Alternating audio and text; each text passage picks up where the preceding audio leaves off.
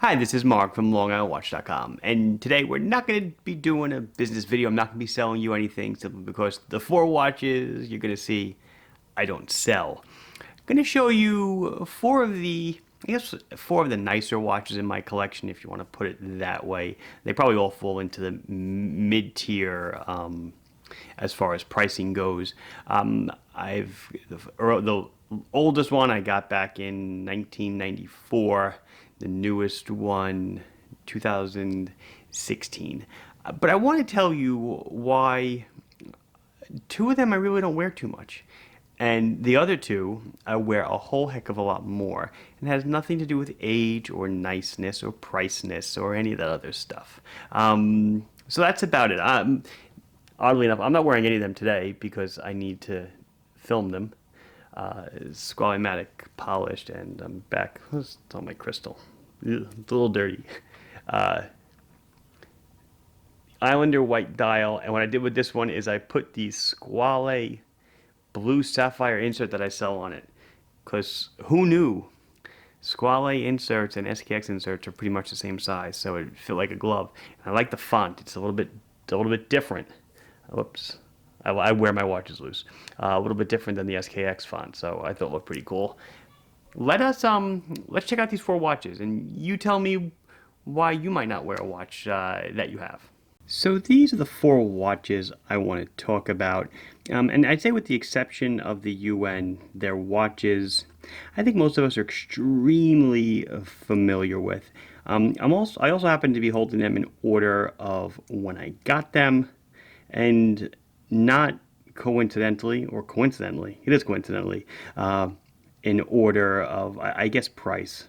Well, maybe not. I don't know what Rolex is doing with prices nowadays. It's kind of crazy. But the two watches on the left, I really don't wear, like ever. Almost never. The two on the right, I wear not all the time, but I wear fairly often. Why is that? Well, let's talk about the watches, and then we'll get to, I guess, why that is. So each watch, though, all four of these are special for a certain reason. I'm not going to go over all the tech specs and everything. There's other channels if you want to, indulge yourself in that. But I'll go over each watch just briefly and what it means to me. So this is my Omega Speedmaster Reduce. So it's the smaller size. It's an automatic. Okay. Plexiglass crystal, scratch to hell. Could use some poly watch, I know, but it works. I actually wound all of them and set the times before the video. So it works fine. This watch was given to me in 1994 by my parents for high school graduation. Extremely nice present. Perhaps because I had also been accepted to go to the Cooper Union, which is where I did my undergraduate degree, which, if you didn't know back then, up until just a few years ago anyway, but back then it was a totally free institution, and that's where I got my undergrad in mechanical engineering. But awesome watch, obviously. It needs no introduction. Again, it is the smaller one, runs like a champ. Interesting to note on this watch, when I got it, a few months after I got it, I wasn't a nut. I mean, I was a watch connoisseur. I liked watches. This is high school. I wasn't a nut. Happened to be looking at it in the dark, and I noticed the 4 o'clock lume marker was missing. Okay, which was kind of odd. Who would have thought, right? I actually had to bring the watch back to where it was bought, Tourneau, and they had to send it back to the factory. I don't know if they painted it or redialed it, but when you look at it under a 10x loop, there actually is, it could just be a coincidence, there's a little bead of lume right at the peak of the marker.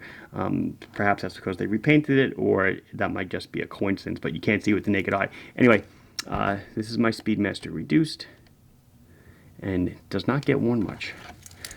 Moving on. So we go from 1994. Now, it's not that I didn't buy any watches in between all these. I certainly did. Just definitely more affordable ones. This is, I got this in 2006. So this is just pre-ceramic sub years. When did the sub go? You guys know better than I do. The sub went ceramic in 7, I think. 2007, 2008, somewhere around there. So this is a 2006. This is pre-ceramic, so it's got in a steel insert. It's still sapphire with the Cyclops. I bought this 2006 in March, and this is 5 months before my first child was born. And the idea there was I would buy a nice watch before I had children because I had a feeling I was never going to buy a nice watch again, which turned out to be true for actually quite some time. But it definitely does get wear. I do try to clean it up every now and again. The bracelet looks decent. You can see scratch. I don't know if they're coming through in the light, but there are scratches. The buckle doesn't look horrendous. Wait till you see my Yacht Master. The buckle doesn't look horrendous, but it's in decent shape. Look, that still is the green sticker on the back. It's kind of peeling, but I'm resisting the urge. You know, it's kind of feels so good just to rip that off, but I'm resisting the urge to remove it. Interestingly enough, let's see, the Omega was serviced once, about 10 or 15 years after I got it. This watch is now going on 14 years old. The last time I checked it, runs like a top, never been serviced. Let's see, moving on. So this was 2006. Okay, so around 6 years later, 2013, end of 12, beginning of 13, I did have a kind of a minor major health issue, which was resolved. And I said, you know, I might as well spend some money on myself. So I did. I bought myself Ulysse Nardin Maxi Marine Chronometer. I love this watch, even today. The clasp has been cleaned up a bit. I cleaned it up actually in one of my Watch and Learn videos, I think. But it's a stunning blue dial. Nice power reserve. It's a certified chronometer, running seconds down here. I actually did just show the back of this watch. I was wearing it. I showed the back in another video. Beautiful exhibition case back. Buckle. The strap on these are so interesting. They have the extra link over here. I don't know if it's for comfort or just for branding, but it obviously does bend at that extra link. It just looks so nice. So nice. I love wearing this watch.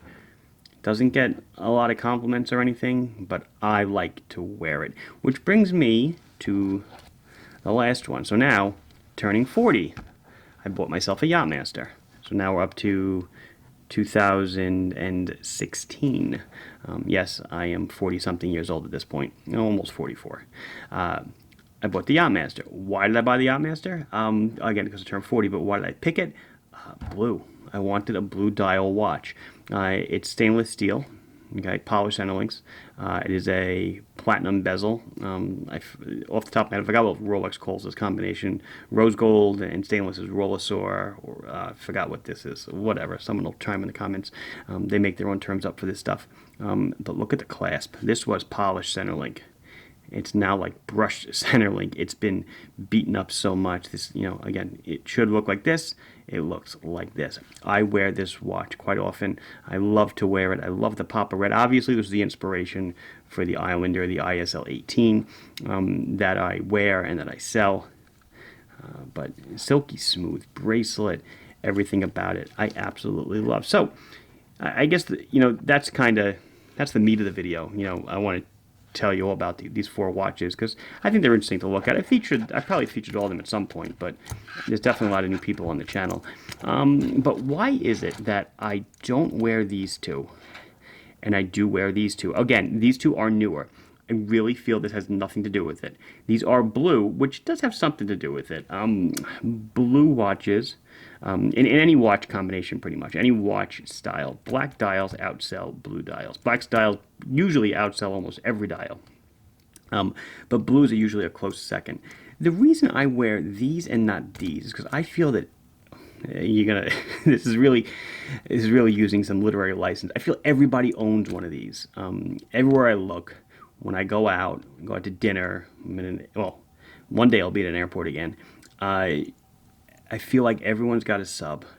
I feel like everyone's got a Speedmaster. I mean, the Speedmaster is just redone every 6 months, it seems like, in another iteration. The original, the reduced, and then you have all the variants that have come out since then. To me, it's become such a pedantic watch. Run-of-the-mill, call it what you want, ubiquitous.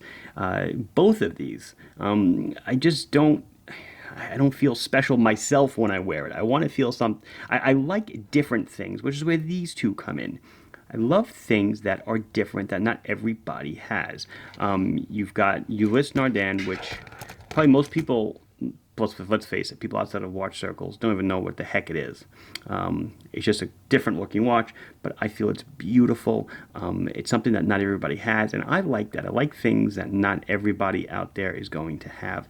And then it's the ditto with the Yacht Master. Again, you wear what you like. It's not that I don't like those two watches. I do like them, but I like to feel myself that I'm wearing something that not everybody's got, and that's where the Yacht Master comes in.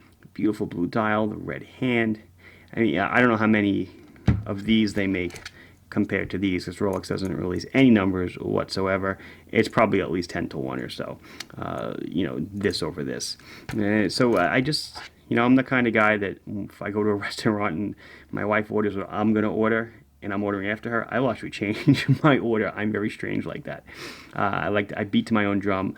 I like to do my own thing. So now if you're saying, well, he really only wears those other two watches because they're newer, not true. I gotta get a new pair of gloves. I did pick up this watch not too long ago, and I do not wear it. I do not wear it much at all. Am I afraid of scratching it? Probably. But I simply just don't wear it all that much. But I do like that it's different. What bothers me about a lot of these watches, like the Daytona, is the the models that like the stainless steel models, they're so difficult to get. They go for more money in the aftermarket than they do on the new market. You can't get them new, so you have to buy them used, and you got to spend an exorbitant amount of money over retail. I don't subscribe to those games. I don't like those games. I want to get something that's just different. Not everybody is going to have, and that's why I did happen to pick this up. Maybe I'll do a video on this watch one day. It certainly is different. I do love it, but no video on this one today. So I guess I'll finish the video showing you these two watches that are so cool. This has been Mark from LoganWatch.com showing you a bunch of watches that, I own, that are kind of pricey, but I don't necessarily wear. But you wear what you want to wear. See, I'm wearing what I want to wear. A lot of people want to wear these, and I don't want to wear these, but they mean something to me because of how I got them or where I got them. So please like the video if you enjoyed it. Subscribe to the channel if you have not done so. If you have any questions or comments, put them down below, and I'll be sure to address them as soon as I can. Thank you very much for watching. Bye-bye.